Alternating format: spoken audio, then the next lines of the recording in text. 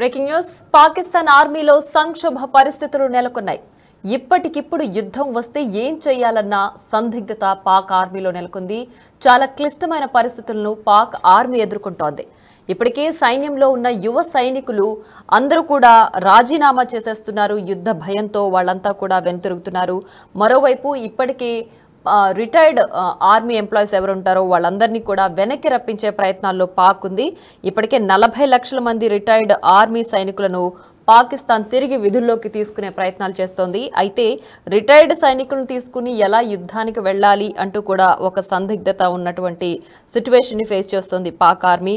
మాజీ సైనికులను ఆర్మీ నుంచి ఆదేశాలతో వచ్చిన వాళ్లతో ముసలోళ్లతో ఎలా యుద్ధం చేయాలి అన్న ఒక క్వశ్చన్ మార్క్తో అయితే పాక్ ఆర్మీ ఉంది. ఇప్పటికే ఎవరైతే యువ సైనికులు ఉన్నారో వాళ్ళందరూ కూడా యుద్ధం ఏ క్షణానైనా రాబోతోంది, యుద్ధం చేయాల్సి వస్తుంది అన్న పరిస్థితుల నేపథ్యంలో వాళ్ళందరూ కూడా రాజీనామా చేసి వెనక్కి తగ్గుతున్న పరిస్థితిలో ఇప్పటికిప్పుడు భారత్ అన్ని వైపుల నుంచి కూడా సిద్ధమవుతోంది. ఏ వైపు నుంచి కూడా దాడి చేయడానికి అన్ని రంగాలను సిద్ధం చేసుకుంటోంది. ఈ నేపథ్యంలో అటు పాకిస్తాన్ ఆర్మీలో మాత్రం సంక్షోభ పరిస్థితులు, ఒక సంక్లిష్టమైన సిచ్యువేషన్ అయితే వాళ్ళు ఫేస్ చేస్తున్నారు. ఇప్పటికిప్పుడు ఎవరైతే రిటైర్డ్ ఉంటారో వాళ్ళని విధుల్లోకి తీసుకుని వాళ్లతో యుద్ధం చేయాలి అన్న ఒక ప్రణాళిక కూడా పాకిస్తాన్ రచిస్తోన్నట్లు తెలుస్తోంది. అయితే అసలు వీళ్ళతో ఎలాంటి యుద్ధ వాతావరణం తీసుకురాబోతోంది, ఎలా భారత్ ఏవేవి ప్రణాళికలు రచించబోతున్నారో వాటన్నిటిని కూడా ఇలా రిటైర్డ్ ఆర్మీ ఎంప్లాయీస్తో ఏ విధమైన యుద్ధం చేయబోతోంది అన్న విషయాలు కూడా మనం చూడాల్సి ఉంది. అయితే దీనికి సంబంధించి పూర్తి డీటెయిల్స్ అందించడానికి మా ప్రతినిధి శివ ఉన్నారు. శివ అందిస్తారు. శివ, చెప్పండి, ఇప్పటికే పాక్ ఆర్మీలో అటు యువ సైనికులు ఎవరున్నారో వాళ్ళందరూ కూడా రిజైన్ చేస్తున్న పరిస్థితి. యుద్ధం ఎప్పుడైనా రావచ్చు. అలాగే భారత్ ఓవైపు అన్ని దళాలను సిద్ధం చేసుకుంటున్న నేపథ్యంలో ఓవైపు పాక్లో మాత్రం ఉన్న సైనికులు కూడా వెనక్కి వెళ్ళిపోతున్నారు. సో పాక్ ఎలాంటి ప్రణాళికలతో ముందుకు రాబోతోంది?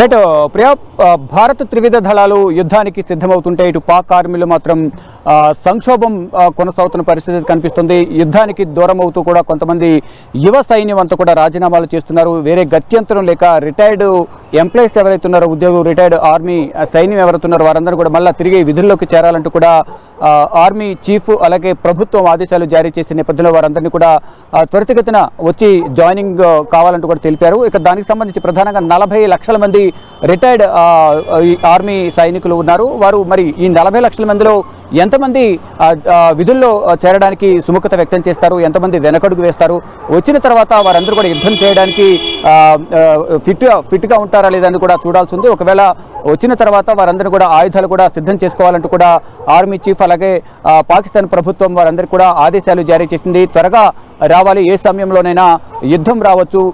ఈ నేపథ్యంలోనే భారత్ అంతా కూడా సంసిద్ధంగా ఉంది. త్రివిధ దళాలను కూడా సంసిద్ధంగా ఉన్నాయి కాబట్టి ఇటు పాకిస్తాన్ సైన్యం కూడా ఆయుధాలను సిద్ధం చేసుకోవాలి. రిటైర్డ్ ఎంప్లాయీస్ అంతా కూడా విధుల్లో చేరాలంటూ కూడా ఆదేశాలు జారీ చేశారు. చూడాలి మరి వారంతా కూడా విధుల్లో 40 లక్షల మంది రిటైర్డ్ ఉద్యోగులు ఉన్నారు ఆర్మీకి సంబంధించిన సైన్యం. వారందరూ కూడా విధుల్లో చేరతారా, ఎంతమంది చేరతారు, వారందరూ వచ్చిన తర్వాత కూడా ఎంతమంది ఫిట్గా ఉన్నారు, వారందరి దగ్గర ఆయుధాలు వారందరికీ సమకూర్చే అవకాశం ఉంటుందా లేదని కూడా చూడాల్సి ఉంది.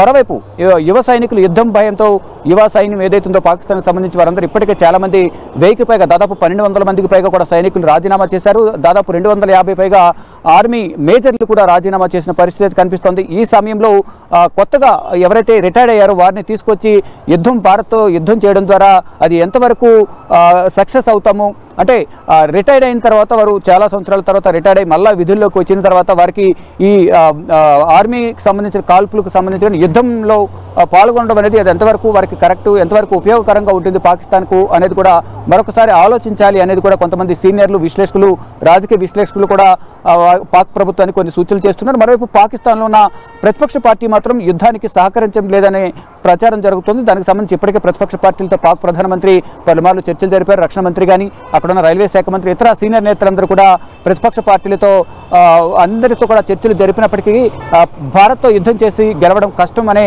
అభిప్రాయాన్ని వారందరూ కూడా వ్యక్తం చేసినట్టుగా కూడా తెలుస్తుంది. దానిలో భాగంగానే సైన్యం కూడా వెనకడుగు వేస్తూ అందరూ రాజీనామా చేస్తున్నారు.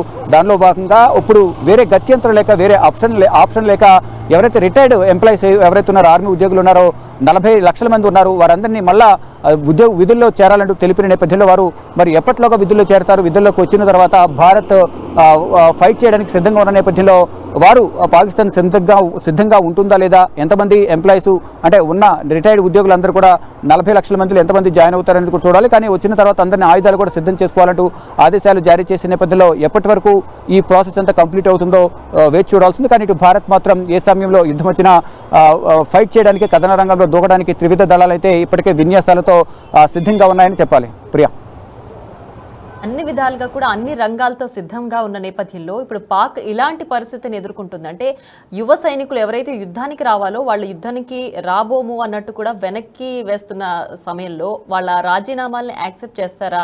ఇప్పుడు ఆల్రెడీ రిటైర్డ్ అయిపోయిన ఎంప్లాయీస్ని తీసుకొని, ఆర్మీ ఎంప్లాయీస్ని తీసుకొని యుద్ధానికి రావడానికి పాక్ ఆర్మీ సిద్ధంగా ఉంటుందా? ఒకవేళ వారు ఇచ్చిన ఆదేశాల మేరకు 40 లక్షల మంది ఎంతో కొంతమంది వచ్చి జాయిన్ అయినా కానీ సరైన రీతిలో యుద్ధం చేయలేరు అనే భావన కూడా అక్కడ పాకిస్తాన్కి సంబంధించిన సీనియర్ ఎవరైతే ఆర్మీకి సంబంధించిన మేజర్లు కానీ ఇతర తోటి సైనికులు కూడా భావిస్తూ ఉన్నారు. అంటే ఇప్పుడు యుద్ధం వస్తే మనం గెలవలేము, మన దగ్గర సరైన యుద్ధ సామాగ్రి లేదు, యుద్ధ ట్యాంకర్లు కానీ ఇతర యుద్ధ సామాగ్రి ఆయుధాలు లేవు, కాబట్టి పాకిస్తాన్ గెలిచే అవకాశం లేదు అనేది ఒక భావన అయితే వాళ్ళలో ఏర్పడినట్లుగా కూడా తెలుస్తుంది. దానిలో భాగంగా ఇటు మిత్ర దేశాలు కూడా దూరం అవుతున్న నేపథ్యంలో ఇటు ఆఫ్ఘనిస్తాన్కి సంబంధించి తాలిబాన్ మంత్రి కూడా ఇటు భారత్తో స్నేహపూర్వక వాతావరణంలో చర్చలు, స్నేహం కోరుకుంటున్నారు. ఇటు తాలిబాన్కి సంబంధించిన మంత్రి కూడా ఇటు మిత్ర దేశాలను కూడా దూరం అవుతున్నాయి.